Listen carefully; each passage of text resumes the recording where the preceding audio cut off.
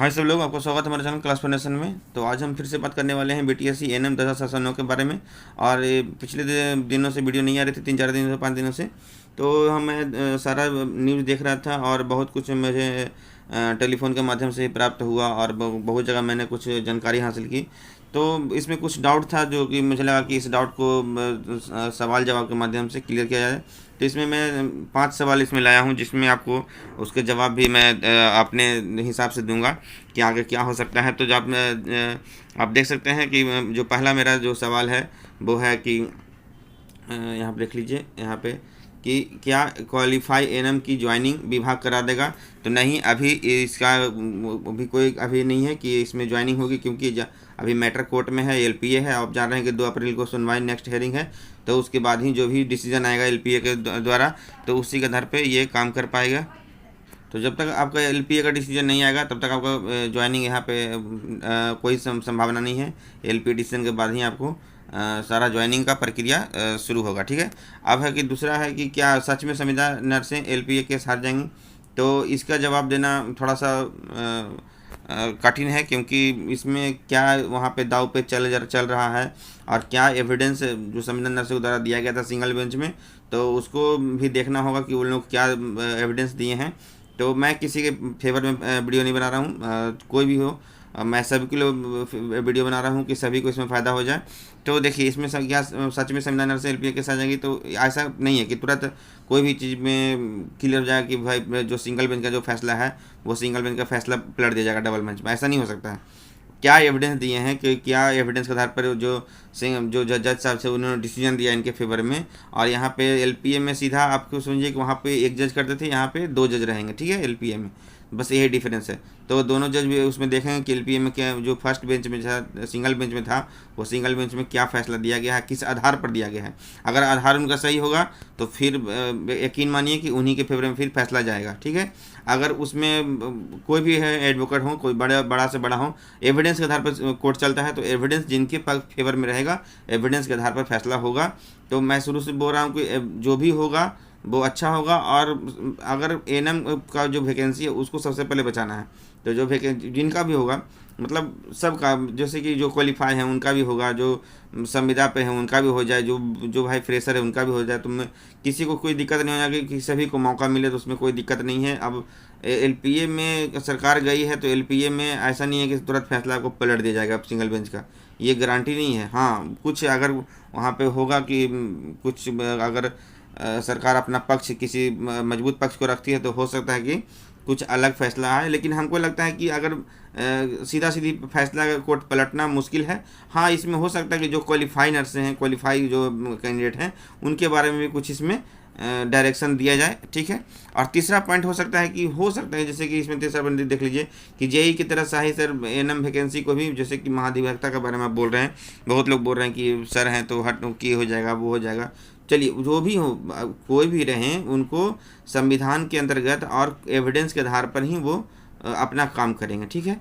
तो इसमें देखिए, जेई में क्या हुआ था, जेई में क्या हुआ कि यूजीसी वाले लोग केस कर दिए थे, और जो एआईसीटी थे, एआईसीटी बोल रहे थे कि हम सही हैं, एआईसीटी वाले बोल रहे थे हम सही हैं, यूजीसी बोल रहे थे नहीं, हम लोग को भी नौकरी मिलता है। रियल है कि एआईसीटी यूजीसी सभी को नौकरी रेलवे वगैरह मिलती है, रेलवे हो, एसएससी हो, ठीक है, रेलवे हो, एसएससी हो, सबको नियुक्ति मिलता था। लेकिन इसमें कुछ यूट्यूबर थे, कुछ ऐसे थे कि वो रहे थे कि हम नकली हैं, यूजीसी वाले सब नकली है।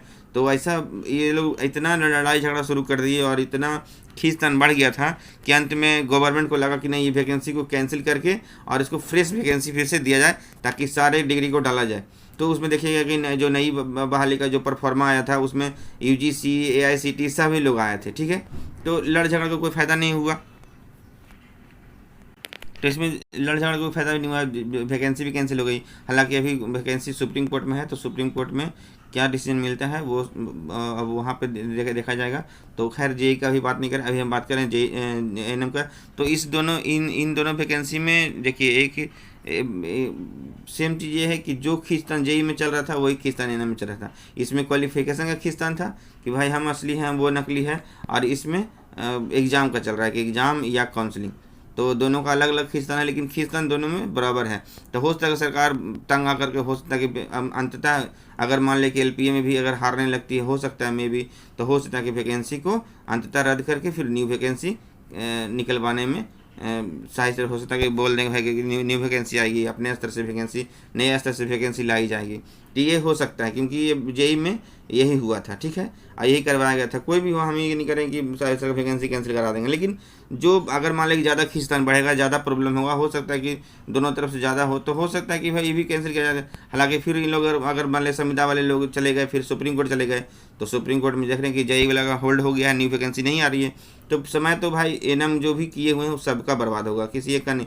मैं शुरू से बोल रहा हूँ कि वैकेंसी को बचाइए, नहीं तो वैकेंसी फंस जाएगी और किसी का नहीं हो पाएगा, सब के सब लटक के रह जाएंगे, कोई फायदा नहीं होगा, ठीक है। अब है चौथा पॉइंट देख लीजिए यहाँ पे कि क्या सिंगल बेंच के फैसले को पलटना इतना आसान है? बिल्कुल नहीं, इतना आसान नहीं है कि सिंगल बेंच के फैसले को पलट दिया जाए।